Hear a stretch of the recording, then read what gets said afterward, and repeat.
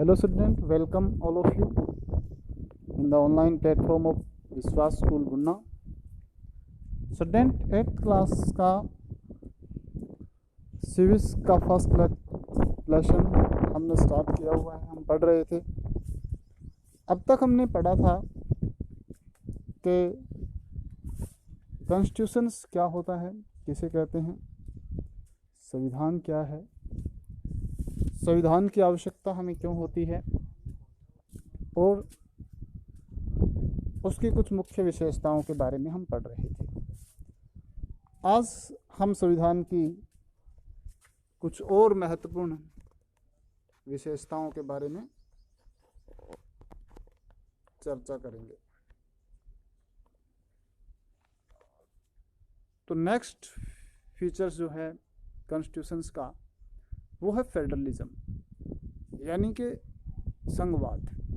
Our constitution set up a federal system of government. This is the system in which there are more than one level of government in the country.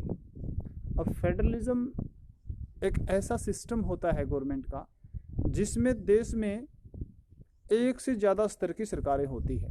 It's mean एक से ज़्यादा सरकारें देश में govern करती है। India has government at the central level. जैसे भारत में गवर्नमेंट है वो सेंट्रल लेवल की गवर्नमेंट है, एट द स्टेट लेवल दूसरी कुछ राज्य सरकारें भी हैं, प्रत्येक राज्य में राज्य सरकार है। It is also government at the local level. Local level पे सरकारें हैं जैसे कि ग्राम panchayat, municipality, corporation.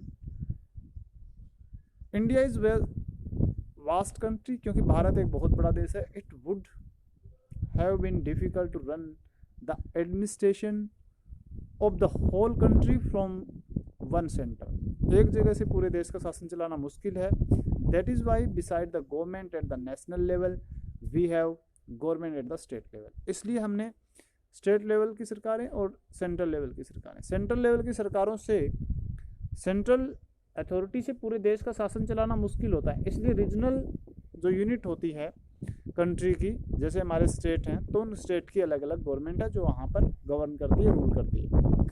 Our constitutions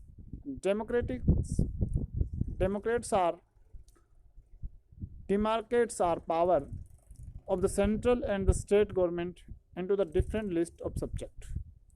अब कौन सी सरकार क्या काम करेगी ये संविधान में लिखा हुआ है। तो संविधान में जो लिस्ट है, डिफरेंट लिस्ट, वो सारी इन बातों को बताती है कि कौन सी पावर जो है वो किस सरकार की होगी। These list are called the union list, state list and the concurrent list. तो ये लिस्ट जो है वो यूनियन लिस्ट यानी कि केंद्रीय सूची जिसमें केंद्र कानून बनाएगा, स्टेट लिस्ट जिसमें स्टेट की सरकार कानून बनाएगी, राज्य की सरकार, एंड द कंक्योरेंट लिस्ट जिसमें दोनों सरकारें कानून बना सकती है। तो ये जो है फेडरलिज्म के कुछ विशेषताएं हैं। These list clearly mention the subject on which the central and the state government can pass law।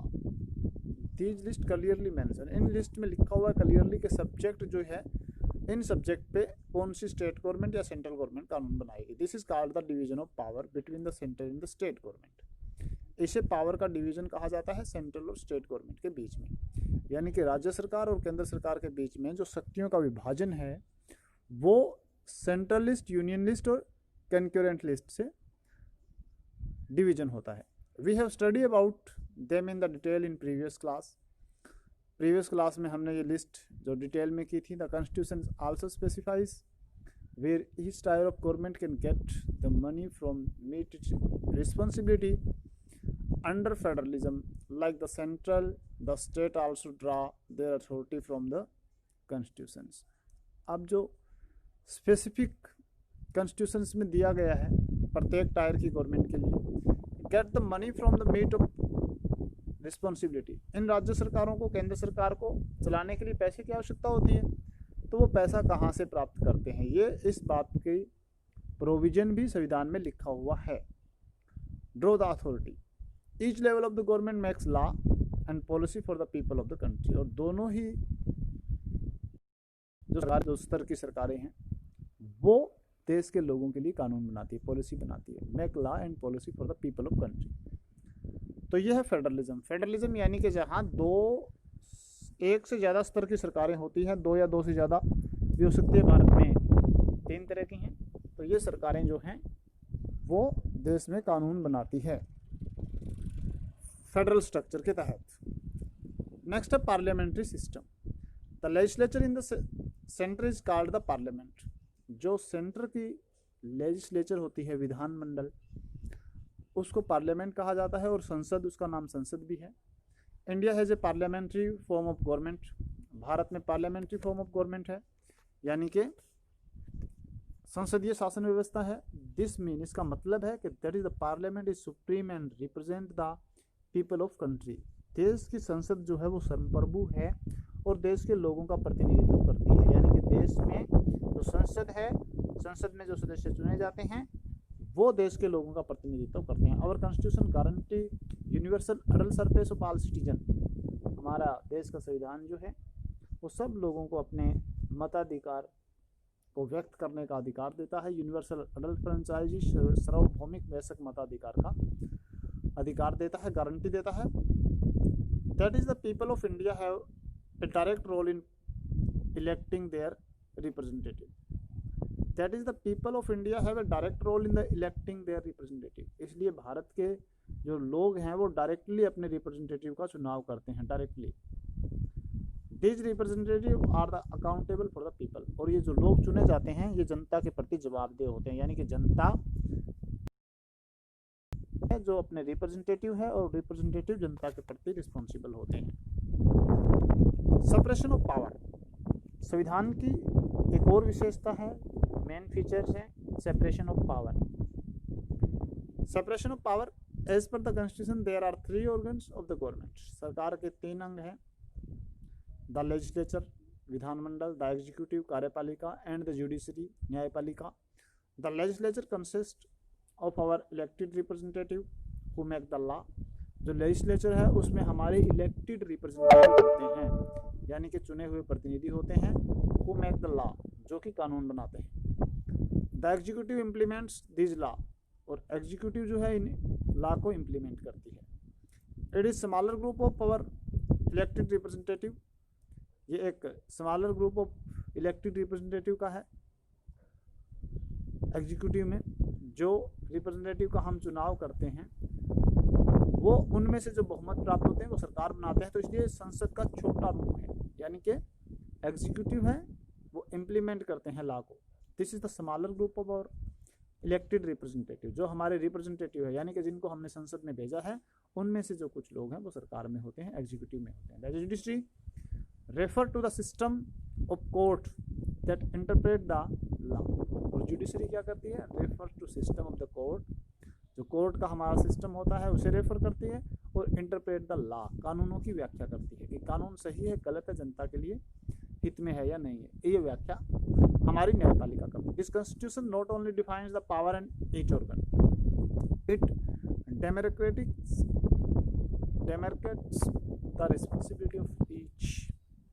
अब ये जो न्यायपालिका है केवल पावर ही डिफाइन नहीं करती है, ये रिस्पॉन्सिबिलिटी तय करती है प्रत्येक ऑर्गन की, यानी कि सरकार की क्या जिम्मेवारी है, कार्यपालिका की क्या जिम्मेवारी है, और संसद की क्या, विधानमंडल की क्या जिम्मेवारी है, इसको भी रिस्पॉन्सिबिलिटी तय करती है। Each organ act as a check on the other organ. हमारे जो शासन के अंग हैं वो एक दूसरे पर चेक और बैलेंस रखते हैं। The government that ensure the balance of power. और सरकार जो है वो बैलेंस करती है, यानी कि न्यायपालिका अपना काम करती है, विधानपालिका अपना काम करती है, कार्यपालिका अपना काम करती है। अमंग ऑल दीज 3 ऑर्गन्स, ये तीनों ऑर्गन जो हैं अपने अपने क्षेत्र में अपना कार्य करते हैं और एक दूसरे से सेपरेशन होते हैं, बैलेंस करते हैं और संतुलन बना करके देश का शासन चलाते हैं। तो ये थी separation of power. Fundamental rights के बारे में हम नेक्स्ट वीडियो में पढ़ेंगे, क्योंकि ये एक लंबा चैप्टर है और इसमें फंडामेंटल राइट्स जो है वो डिटेल में हम करेंगे 2 लेक्चर्स में। तो नेक्स्ट वीडियो में हम फंडामेंटल राइट्स के बारे में पढ़ेंगे। तो आपने फीचर्स तक जो है वो करने हैं कि हमने जो फेडरलिज्म से लेकर के आगे के जो फीचर्स हैं वो किए हैं। तो उसमें से इससे रिलेटेड जो क्वेश्चन होंगे वो आप कर लेना, उसको आपको होमवर्क में मिलेंगे। और फीचर्स आज हमारे संविधान के पूरे होते हैं, हमने सभी फीचर्स एक एक करके उसकी विशेषताएं पढ़ ली है। नेक्स्ट वीडियो में हम आगे जारी कॉन्स्टिट्यूशंस के अंदर राइट्स हैं, संविधान में जो अधिकारों की व्याख्या की गई है, उनके बारे में हम नेक्स्ट वीडियो में करेंगे। तब तक के लिए thank you, have a nice day.